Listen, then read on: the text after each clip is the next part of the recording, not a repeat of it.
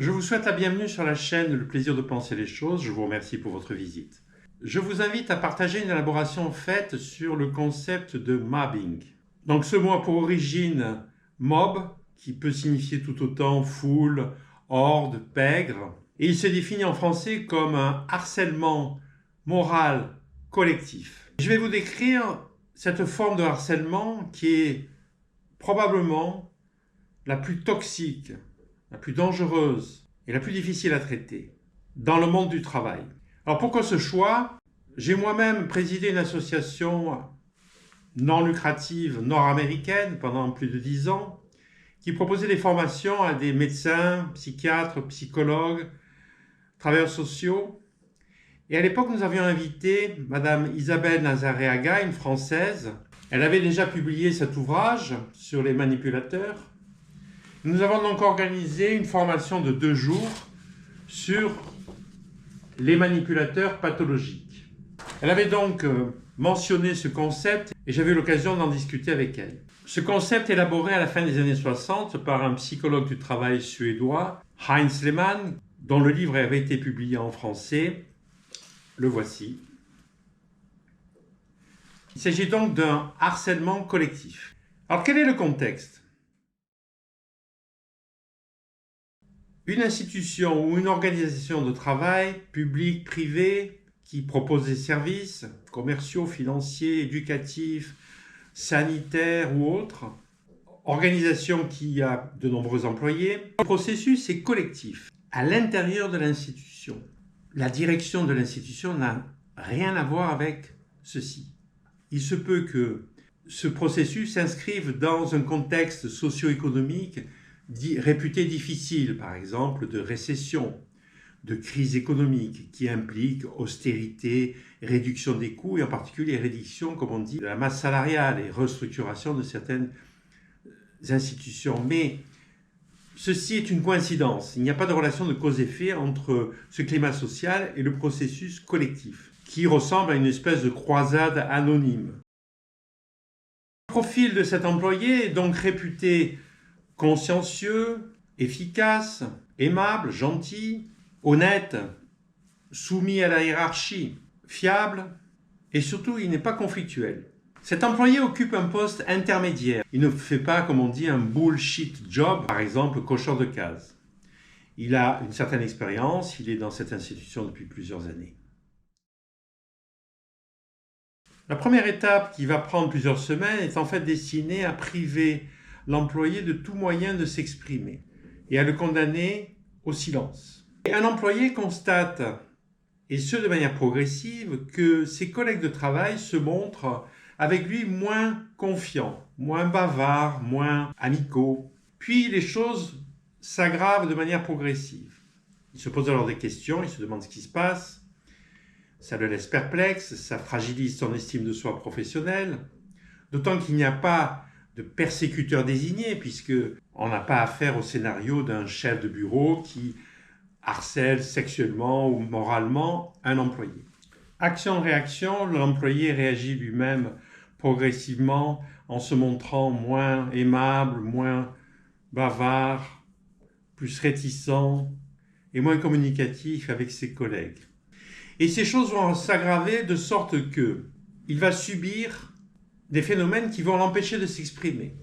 Il y a dans ce processus, de manière intriquée, de quoi empêcher la cible de pouvoir s'exprimer, de quoi l'isoler, de quoi détruire son estime de soi professionnelle et personnelle. Toutes sortes de médisances, de critiques, de malveillances, de propos qui seront disqualifiants, qui feront dans le discrédit, dans la dévalorisation, de manière à l'isoler. On ne parle pas de victime dans ce cas, mais de cible, parce que l'objectif est la destruction de cet employé. Il y a un narratif qui va se mettre en place au niveau institutionnel vis-à-vis de cet employé, qui est le suivant. Ce collègue n'a plus l'esprit d'équipe, il ne veut pas collaborer avec nous, on a du mal à échanger, il doit avoir des problèmes psychologiques ou psychiatriques. Il faut faire quelque chose. La deuxième étape est une étape où l'employé va se retrouver mis à l'écart et isolé.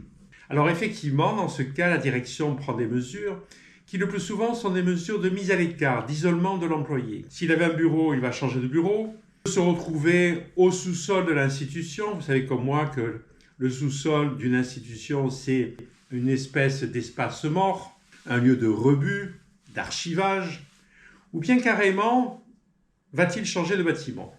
Et à partir de ce moment-là, il se retrouve complètement isolé vis-à-vis de ses collègues. Il continue à travailler, les tâches qui lui sont proposées sont des tâches qui sont soit bien en deçà de son expérience et de ses compétences, ce qui rend le travail fastidieux, dévalorisant, soit bien au-delà, ce qui aggrave les difficultés. Ceci aboutit à une baisse de productivité de cet employé. La troisième étape qui est l'objectif de ce processus est la mise à mort socio-professionnelle de cet employé. La direction finit par expliciter qu'il doit quitter l'institution, soit volontairement, c'est-à-dire démissionner, soit par toute autre manière, par négociation du contrat, congé maladie. Quoi qu'il en soit, le résultat définitif et irréversible est la mort socio-professionnelle de cet employé, qui est, je le répète, victime d'une forme de harcèlement collectif. Ce processus de destruction de la cible engendre chez l'employé de multiples dégâts, imaginez, financiers, personnels, professionnels, sociaux, etc., avec des conséquences les plus diverses et les plus graves, dont l'autodestruction. L'employé peut, dans ces conditions, être amené à se suicider. En apparence, les choses sont anonymes. Toutefois, il est très fréquent qu'à l'origine de ce processus de groupe, il y a un individu qui, comme on dit, alimente le brasier, et de manière subtile, souterraine, anonyme. On peut avoir affaire à un individu dont les comportements sont manipulateurs, et il va le faire souvent par jalousie. On peut même, de manière cette fois plus rare, avoir affaire à un manipulateur pathologique, c'est-à-dire un individu qui, comme on dit, se nourrit des émotions de la victime. Le désespoir, la colère, l'humiliation, la culpabilité. Il se gave des émotions de cette victime qui est en fait un objet interchangeable, puisque lui-même est dans un comportement de prédation. Les prédateurs ont parmi les caractéristiques celle de pouvoir faire dire aux gens des choses qu'ils ne pourraient pas dire de leur plein gré, d'organiser la division, la méfiance, les clivages, la suspicion, de critiquer et sans en avoir l'air, de dévaloriser les compétences, la personnalité de certains collègues. Ce phénomène collectif est alimenté par deux mécanismes qui sont bien connus. Le premier, c'est la rumeur. La rumeur qui, comme vous le savez, est une espèce d'organe vivant qui naît, qui vit et qui meurt. La durée de vie, c'est quelques semaines, quelques mois, nourri par le oui-dire, par le bouche à oreille, par toutes sortes de croyances populaires et collectives. Les réseaux dits sociaux peuvent évidemment faciliter la diffusion de rumeurs. On ne peut pas ne pas convoquer le sociologue Edgar Morin qui, de manière magistrale, avait décortiqué ce qu'on appelait à l'époque la rumeur d'Orléans. Dans cette ville, la population croyait que des jeunes filles étaient kidnappées dans des salons d'essayage de boutiques de vêtements. Kidnappées pour être livrées à l'époque à ce qu'on appelait la traite des blanches, c'est-à-dire en fait le trafic d'humains. Edgar Morin a parfaitement analysé la situation et démontré qu'en fait, il y avait en arrière-plan une idéologie, l'antisémitisme. Car toutes ces boutiques de vêtements appartenaient à différentes familles juives de la ville.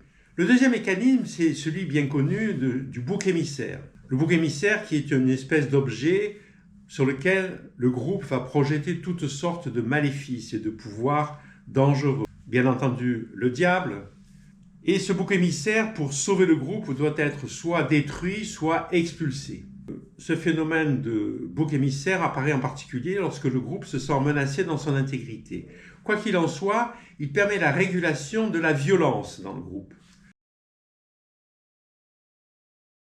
Je vous invite à ce propos de lire l'œuvre magistrale du philosophe français René Girard.